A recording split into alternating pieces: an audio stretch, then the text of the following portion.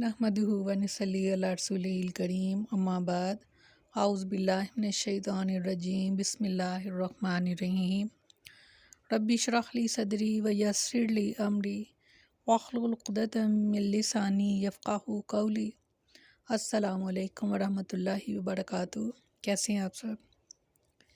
इंशाअल्लाह खैर वाफ़ियत से होंगे। अल्लाह ताला आप सबको अपने हिफ्ज़ व अमान में रखे, आमीन सुम्मा आमीन। दूसरा पारा सूरह बकरा।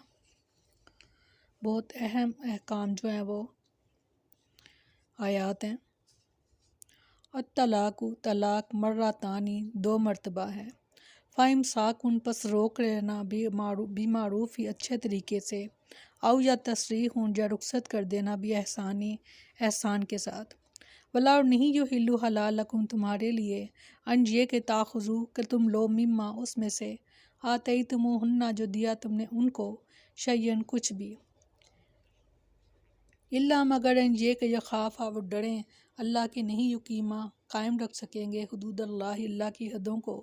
फ़ैन पस अगर खिफ तुम खौफ हो तुमको अल्लाह के नहीं युकीमा कायम कर सकेंगे हुदूद अल्लाह की हदूद।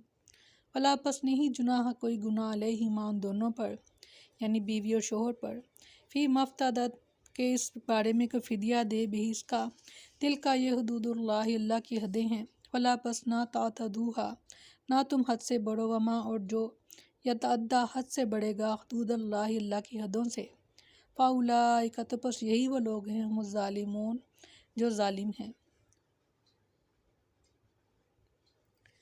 फरमाया ये तलाक़ रजई दो बार है, फिर या तो अच्छे तरीके से रख लेना है या नेकी के साथ छोड़ देना।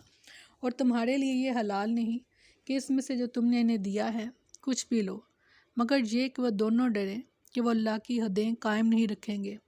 फिर अगर तुम डरो कि वह दोनों अल्लाह की हदें कायम नहीं रखेंगे तो इन दोनों पर इसमें कोई गुनाह नहीं जो औरत अपनी जान छुड़ाने के बदले में दे, यानी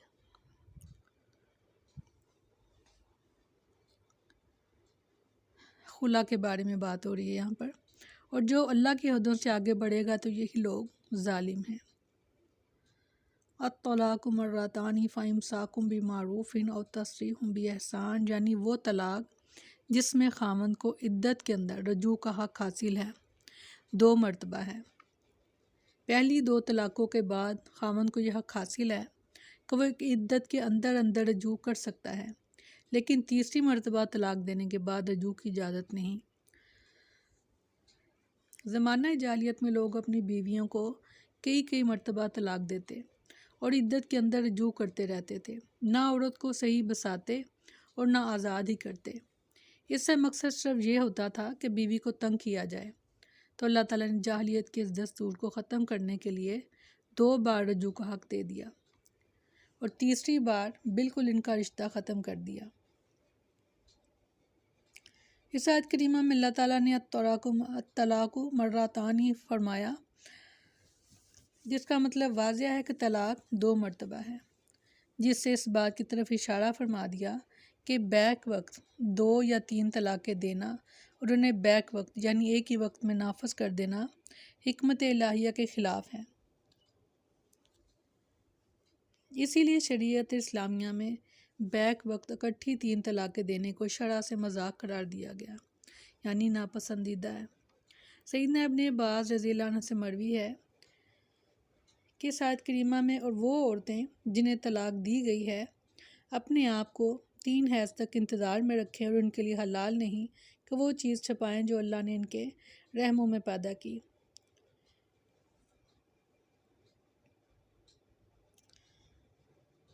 एक ही वक्त में 3 तलाक़ें देना मना है, लेकिन अगर कोई दे दे तो एक ही तलाक वाक़या होगी। सैयदना अब्दुल्लाह बिन अब्बास रज़ियल्लाहु अन्हु बयान करते हैं कि रसूलुल्लाह सल्लल्लाहु अलैहि वसल्लम और अबू बकर रज़ियल्लाहु अन्हु के ज़माने में और उमर रज़ियल्लाहु अन्हु की खिलाफत के पहले 2 सालों में 3 तलाक़ें एक ही तलाक शुमार होती थी। फिर लोगों ने इस काम में जल्दी शुरू कर दी तो उमर रज़ियल्लाहु अन्हु ने फरमाया, लोगों ने ऐसे काम में जल्दी करना शुरू की है जिसमें इनके लिए मोहलत थी, तो अब हम इन पर क्यों ना ये तीनों तलाक़ें नाफज कर दें। चुनांचे उन्होंने से नाफज कर दिया।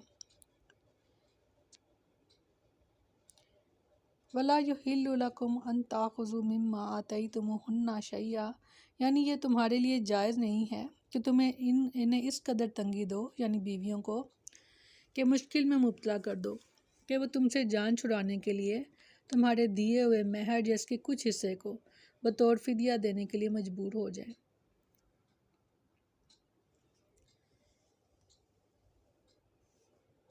فرمایا فَإِنْ خِفْتُمْ أَلَّا يُقِيمَا حُدُودَ اللَّهِ فَلَا جُنَاحَ عَلَيْهِمَا فِيمَا افْتَدَتْ بِهِ۔ اس میں خلا کا بیان ہے، یعنی عورت خاوند سے علیحدگی حاصل کرنا چاہے اور خاوند طلاق دینے پر تیار نہ ہو، تو عورت جان چھڑانے کے لیے اپنا مہر یا خاوند بیوی کے درمیان جو بھی آپس میں یا حاکم کی عدالت میں طے ہو جائے بطور فدیہ دے کر اپنی جان چھڑا لے، پھر خواہ خاوند خود ہی فدیہ لے کر اسے چھوڑ دے یا اگر وہ اس پر تیار نہ ہو تو حاکم اسے فدیہ لے کر چھوڑنے کا حکم دے، اگر وہ نہ مانے تو عدالت نکاح فسخ کر دے۔ چنانچہ یہ در حقیقت طلاق نہیں بلکہ عورت کی طرف سے علیحدگی کا مطالبہ ہے، اس لیے اسے خلا کہتے ہیں، اور اس کی عدت ایک حیض ہے۔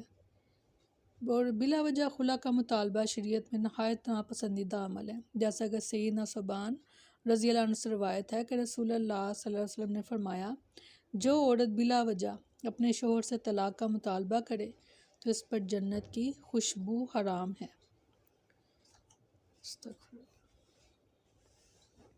حبیبہ بنت سہل انصاریہ رضی اللہ عنہ سے روایت ہے، وہ ثابت بن قیس رضی اللہ عنہ کے عقد میں تھیں۔